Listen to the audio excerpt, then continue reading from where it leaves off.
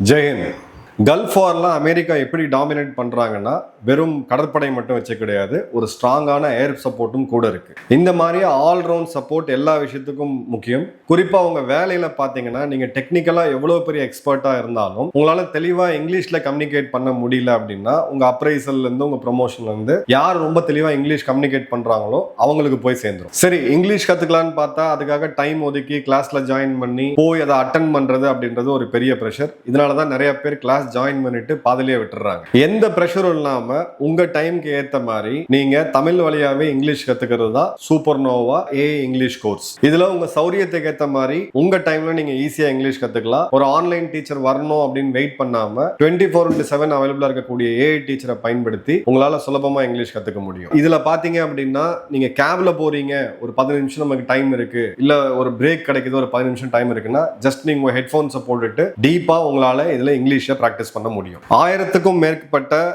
Speaking activities இதுல இருக்கு. உங்களுடைய மேனேஜர் கால், இன்டர்வியூ கால் அப்படின்னு சொல்லி ஸ்பெசிபிக் ஆக்டிவிட்டிஸை நீங்க ஈஸியா மீண்டும் மீண்டும் பயிற்சி பண்ணி உங்களுடைய கான்பிடன்ஸை வளர்த்துக்கலாம். இதுல ரொம்ப முக்கியமானது என்ன அப்படின்னு பாத்தீங்கன்னா, நம்ம தப்பா பேசிடுவோம், யாராவது நம்மள வந்து கிண்டல் பண்ணிடுவாங்களோ அப்படின்ற டிஸ்ட்ராக்ஷனே தேவை கிடையாது. இதெல்லாம் தாண்டி கைட் பண்றதுக்கும் ஒரு ஹேபிட் மென்டரையும் ஃப்ரீயா ப்ரொவைட் பண்றாங்க. இனி வாட்ஸ்அப், சாட் ஜிபிடி, யூடியூப் வீடியோஸ்னு சொல்லி வெறும் வேடிக்கை மட்டும் பார்த்து கத்துக்கக்கூடிய இங்கிலீஷ் இதெல்லாம் விட்டுட்டு ஒரு முறை ஒரு 75% ஆஃபரோட இந்த ஏஐ சூப்பர் நோவா கோர்ஸை ட்ரை பண்ணி பாருங்க.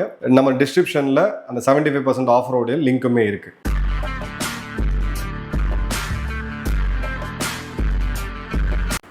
வணக்கம் ஜெயன். ஆப் சிந்தூர் மீண்டும் ஆரம்பிக்குமா? பிஓகேவை இந்தியா மீட்டெடுக்குதா, இல்ல மீண்டும் பாகிஸ்தான் ஒரு பயங்கரவாத தாக்குதலை இந்தியா மேல நடத்தி அதற்கு பதிலடி கொடுக்கறதுக்கு இந்தியா தயாராகுதா அப்படின்னு ஒரு டீடைல் ஃபேக்ட் பேஸ்டு வீடியோவை இதுக்கு முன்னாடி போட்டோம். பார்க்காதவங்க மறக்காம அந்த வீடியோவை பார்த்துட்டு அப்புறம் இந்த வீடியோவை பாருங்க. இப்போ கவர்மெண்ட் ஆஃப் டெல்லி இவங்க ஒரு மிகப்பெரிய சிவில் டிஃபென்ஸ் மாக் ட்ரில்ல பண்ணியிருக்காங்க. சிவில் அதாவது அரசு இயந்திரம் மற்றும் டிஃபென்ஸ் பாதுகாப்பு இயந்திரம், மத்திய பாதுகாப்பு படைகள் இப்போ ஒன்று சேர்ந்து ஒரு மாக் ட்ரில் பண்ணுறது அப்படின்றது ஏப்ரல் 22, 2025 பிறகு மே 7 முன்னாடி இந்தியா பல நகரங்களில் பண்ணாங்க, சென்னை உட்பட. ஒருவேளை நாளைக்கு யுத்தம் வந்தால் எப்படி ரியாக்ட் பண்ணணும், மெடிக்கல் ஃபெசிலிட்டிஸ் எப்படி ஆக்டிவேட் ஆகணும், எமர்ஜென்சி ரெஸ்பான்ஸ் டீம்ஸ் என்ன பண்ணும், இரவு நேரங்களில் டார்கெட்ஸ் லைட் பண்ணக்கூடாதுன்றதுக்காக மின்சாரத்தை அணைச்சி வைக்கிறது போன்ற பல விஷயங்களை நம்ம வந்து பண்ணியிருந்தோம். இப்போ அதே மாதிரியான ட்ரில்லு ஒரே நேரத்தில் டெல்லியோட 18 மாவட்டங்களை நடத்திருக்கிறாங்க. 2 ஏப்ரல் நைட்டு 8 மணிலேருந்து 10 மணி வரைக்கும்.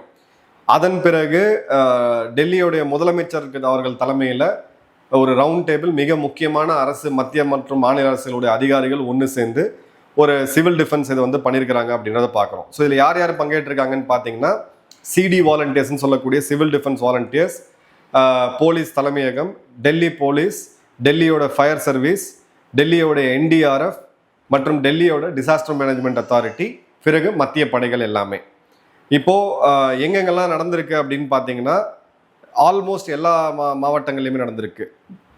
கிழக்கு டெல்லி, தென்கிழக்கு டெல்லி, தென்மேற்கு டெல்லி, புது டெல்லி, தெற்கு டெல்லி, அவுட்டர் நார்த்து, வடகிழக்கு டெல்லி, வடமேற்கு டெல்லி, மேற்கு Delhi, central north, central, old Delhi மற்றும் நார்த் டெல்லி எல்லா இடத்துலையுமே ஒரே மாதிரியான டைமில் 8 மணிக்கு பவரை கம்ப்ளீட்டாக கட் ஆஃப் பண்ணிட்டு எமர்ஜென்சி ரெஸ்பான்ஸ் அப்படின்றத ரியல் டைமில் நம்மளுடைய டெல்லி நிர்வாகம் இது பண்ணியிருக்காங்க. இதில் மிக முக்கியமாக கவனிக்க வேண்டியது டிப்ளமேட்டிக் என்க்ளேவ், டெல்லியோடைய பாஷ் ஏரியான்னு நம்ம சொல்லுவோம். அதாவது தாஜ் பேலஸ் ஹோட்டல் பார்த்தவங்களுக்கு தெரியும், இல்லை சர்தார் பட்டேல் மார்க்னு நம்ம இப்போ வச்சுருக்கோம். அந்த இடங்கள் இருக்கக்கூடிய சர்வதேச நாடுகள், கிட்டத்தட்ட 130 நாடுகளுடைய தூதரகங்கள் அங்கே இருக்குது. அந்த இடத்துல இதை பண்ணியிருக்காங்க அப்படின்றத பார்க்குறோம். அப்போது இது ஒருவேளை இப்போ நடக்கக்கூடிய யுத்தம் ஈரான் ஒரு பக்கம், இஸ்ரேல் ஒரு பக்கம். கடந்த காலங்களில் இந்த மாதிரியான ஒரு சம்பவங்கள் வெளியில் நடக்கும்போது இஸ்ரேலுடைய தூதரகத்தின் மேலேயும் அமெரிக்க தூதரகத்தின் மேலேயும் தாக்குதல் நடத்தப்பட்டதை நம்ம ஏற்கனவே பார்த்துருக்குறோம். சென்னையில் பார்த்தீங்க அப்படின்னா ஜெமினி ஃப்ளைஓவரில் ஒரு முறை அமெரிக்காவுடைய தூதரகத்தின் மேலே ஒரு குண்டு வீசப்பட்டுச்சு.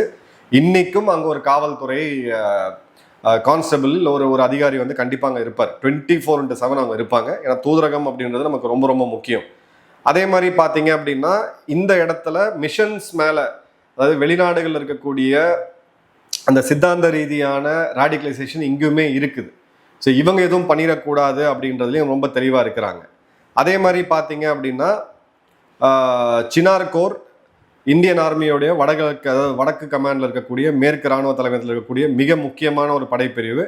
இவங்க வந்து ஒரு ஹை இன்டென்சிட்டி லைவ் ஃபயரிங் எக்ஸசைஸை ராஜஸ்தானில் பண்ணியிருக்காங்க.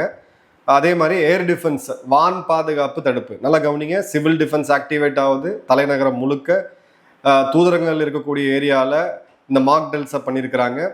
எல்லையை ஒட்டி ராஜஸ்தான் பகுதிகளில் சினார்கோர் போய் ஒரு போர் ஒத்தியாதம் லைவ் ஃபயர் ட்ரில் ஏர் டிஃபென்ஸையும் சோதிச்சிருக்காங்க அப்படின்றத பார்க்குறோம்.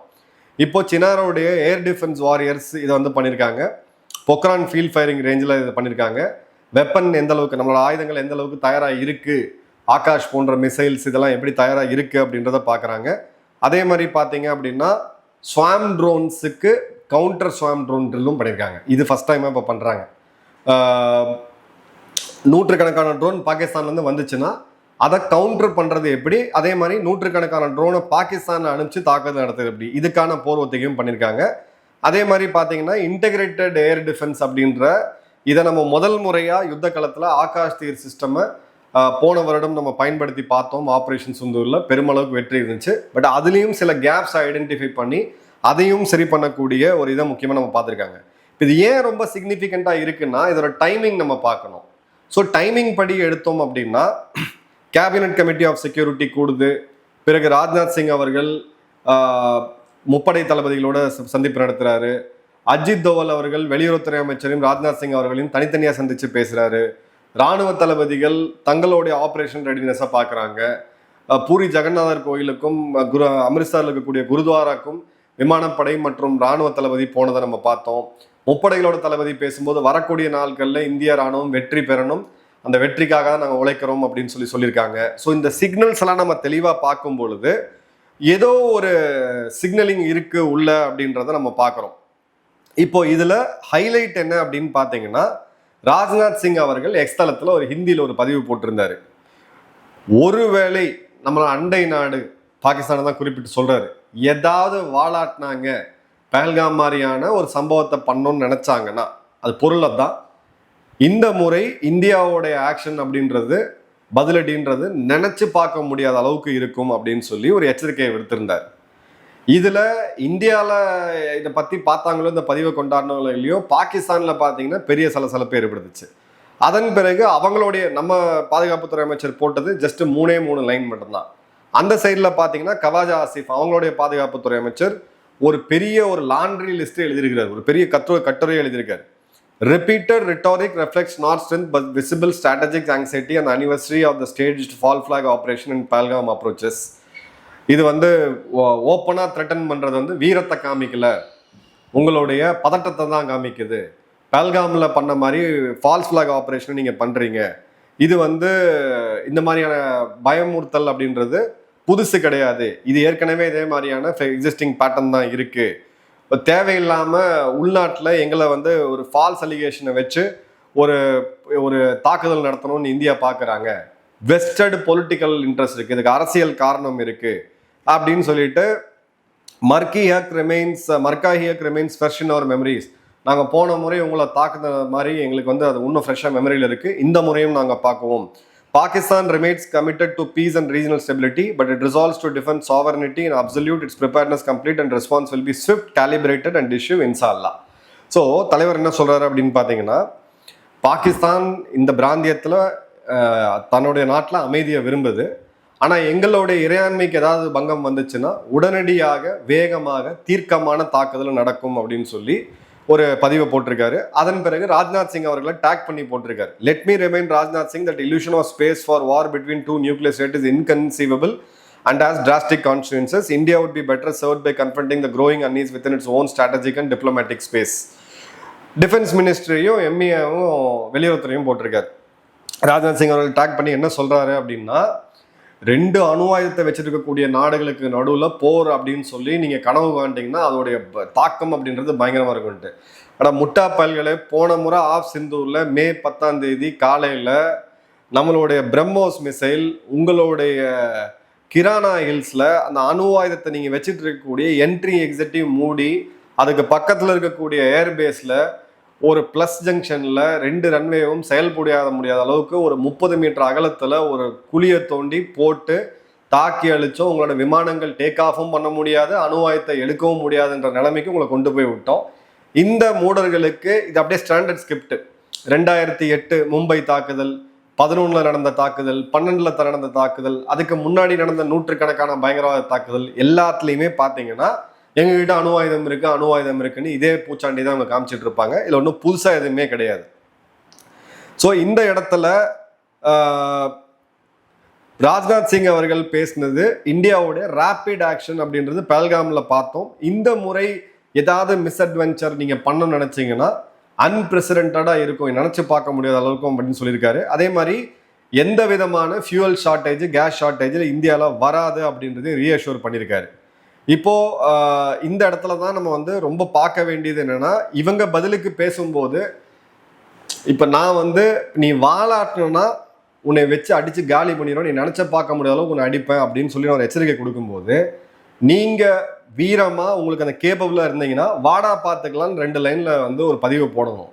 இங்க உட்காந்து ஒரு ஒரு கிட்டத்தட்ட சாட் ஜிபிடில எங்கேயோ போட்டு அதை ஒரு பெரிய ஒரு பதிவா எடுத்து நாங்கள் இதை பண்ணிவிடுவோம், அதை பண்ணிவிடுவோம், அணு ஆயுதம் எங்ககிட்ட இருக்குது, உங்கள்கிட்ட அணு ஆயுதம் இருக்குது, நாங்கள் அமைதியை விரும்புகிறோம், இதை பண்ணுறோம், அதை பண்ணுறோன்னு சொல்லி நூற்றுக்கணக்கான இதை பார்க்குறோம். ஒரு வெஸ்டர்ன் செக்யூரிட்டி எக்ஸ்பர்ட் ஒரு பதிவு போட்டிருந்தார் எக்ஸ்தலத்தில்.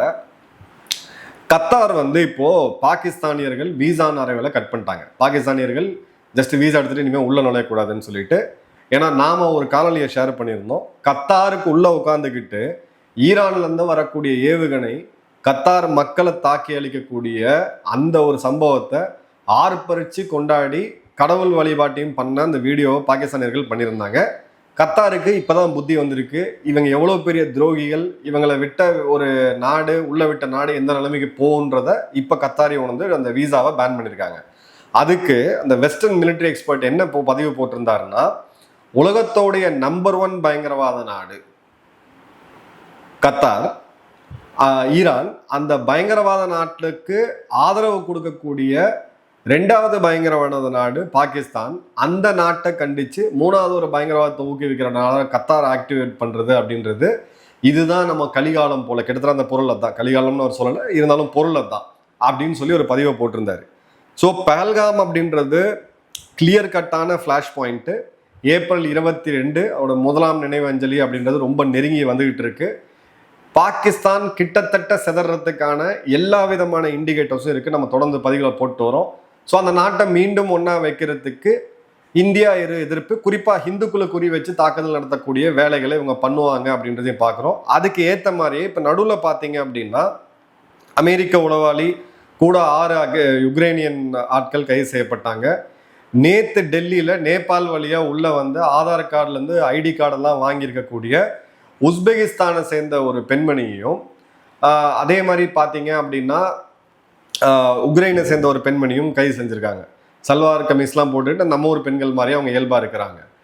அதே மாதிரி ஒரு ஐஎஸ்ஐஎஸோடைய சித்தாந்தத்தில் ஊறி இருக்கக்கூடிய ஒரு பயங்கரவாதியும் வந்து டெல்லியில் தட்டி தூக்குனாங்க அப்படின்றத பார்க்குறோம். ஸோ நிறைய ஆப்ரேஷன்ஸ் இன்டர்னலாக போயிட்டுருக்கு.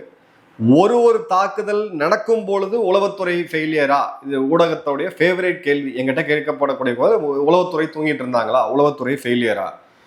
இப்போ இவ்வளோ கைதுகள் அவங்க செஞ்சுட்டு இருக்கும்போது ஒரு பயங்கரவாதியோடைய கைது செய்யும் பொழுது நூற்றுக்கணக்கான குண்டு வெடிப்புகளை திரைமறைவில் அவங்க நடக்காம பார்த்துக்கிட்டு இருக்கிறாங்கன்ற ரியாலிட்டியும் இப்போ நான் உணர்த்தணும்னு ஒரு என்னுடைய ஒரு அன்பான வேண்டுகோள்.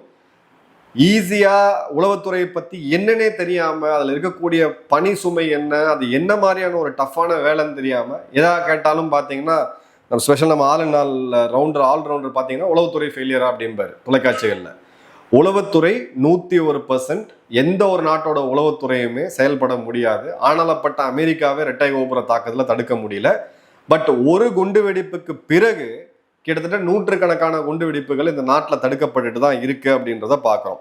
இப்போ பாகிஸ்தானுடைய இதில் மர்கா ஹி ஹக் அப்படின்றது, இந்த வார்த்தையை வந்து இஷாக் தர் இவன் வந்து கவாஜ் ஆசிஃப் பயன்படுத்தினது அப்படின்றது இதில் பார்த்தீங்க அப்படின்னா போன முறை இவங்க வெற்றி பெற்றதுக்கான ஒரு அடையாள சொல் தான் அது. அதுவுமே இவங்க மொழி கிடையாது, எல்லாமே அரபு இல்லை உருதுல தான் அவங்க எடுத்துகிட்டு வருவாங்க. இவங்க சொந்த மொழின்றது எதுவுமே கிடையாது.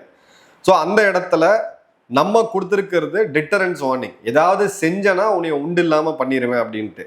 இது பாகிஸ்தானுக்கும் இந்தியாவுக்கும் சேர்த்து கொடுக்கப்பட்ட ஒரு இதுதான். அவங்க சொல்றது பிதற்றல், கிளியர் கட்டா. ஏன்னா இவ்வளோ பெரிய பத்திரிகை நீ எடுத்து வாசிக்கணும், பெரிய ஏதோ அப்படியே உங்கள் இதை உட்காந்து எல்லாம் படிச்சுக்கிட்டு இருக்கிற மாதிரி, வேலை வெட்டி இல்லாத இருக்கிற மாதிரி பார்த்தீங்கன்னா ஒரு பெரிய பதிவு போட்டிருக்காங்க. ஸோ பாகிஸ்தானுக்கு தெளிவான மெசேஜை இந்தியாவுடைய பாதுகாப்புத்துறை அமைச்சர் நேரடியாக கொடுத்துருக்கிறாரு. கிட்டத்தட்ட 1 வருட காலம் கழித்து 2 பாதுகாப்புத்துறை அமைச்சர்கள், நாட்டோட பாதுகாப்புத்துறை அமைச்சர்கள் நேரடியாக எச்சரிக்கை கொடுக்கறத பார்க்குறோம். பாகிஸ்தான் இந்த முறை ஏதாவது அட்வென்ச்சர், நிறைய பாகிஸ்தானிகள் நம்ம சேனலில் இல்லை அரபு நாடுகளில் பார்த்துட்டு இருக்கீங்க. அந்த வீடியோவை எடுத்து ஒரு ஆப் மூலயமா உங்களுக்கு இருக்கக்கூடிய உருது பஞ்சாபியில் பார்த்துட்டு இருக்கீங்கன்னு எனக்கு தெரியும். நாட்டை உருப்படுற பாதைக்கு எடுத்துட்டு போகக்கூடிய அரசியல்வாதிகளை தேர்ந்தெடுங்க. இந்த நாட்டை வளர்ச்சி பாதைக்கு கொண்டு போக வழியை பாருங்க. அமைதியா இருக்க கத்துக்குங்க. கஸ்வாயின் ப்ராஜெக்டு, காஷ்மீரை பிடிச்சிருவோம், உங்களால அங்க இருக்கக்கூடிய பலுச்சிஸ்தான் மக்களை கட்டுக்குள்ள உங்களால கொண்டு வர முடியல, அவங்க எதிர்த்து நிற்கிறாங்க. இன்னொரு முறை சரி பாதியா உங்க நாடு உடையாம இருக்கணும் அப்படின்னா உழைப்பை நம்பி, கடவுளை நம்பி ஒழுங்கா இருக்கக்கூடிய வழியை பாருங்க. நான் இதை ஏதோ சினிமா டயலாக்னு நினச்சிக்க வேண்டாம். ஆப்ரேஷன் சிந்தூர் 2.0 நடந்ததுன்னா எழுதி வச்சுக்கங்க, உங்கள் நாடு ஒரு துண்டாக இருக்காது. லாஸ்ட் முறை நீங்கள் பார்த்தது, என்னுடைய இராணுவத்தில் இருக்கக்கூடிய நண்பர்கள் சொன்னது, ஜஸ்ட் 2% தான். ட்ரெய்லர் கூட கிடையாது, அது டீசர் தான். ஃபுல் படத்தையும் பார்க்கணும்னு சொல்லி உங்கள் ஆட்சியாளர்களும் உங்கள் இராணுவமும் அடம் பிடிச்சதுன்னா கடவுள் தான் உங்களை காப்பாற்றணும். நன்றி, வணக்கம், ஜெயஹிந்த்.